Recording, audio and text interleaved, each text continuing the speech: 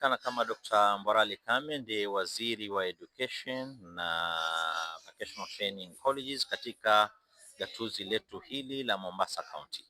Na onyesho kama hili ni onyesho ambalo kwamba ni nadra sana kupatikana. Umefanikisha shughuli kama hii kupitia wizara yako na kupitia uwezo wa gavana wetu Abdulswamad Sharif Nassir.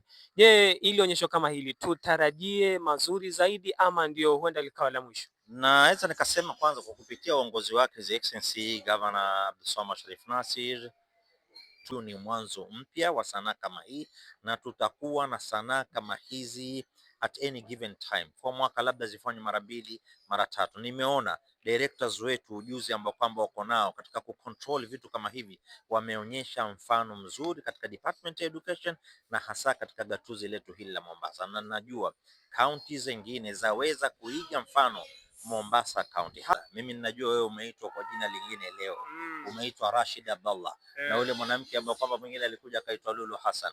Tunaweza tukasema mnafanya amazing job.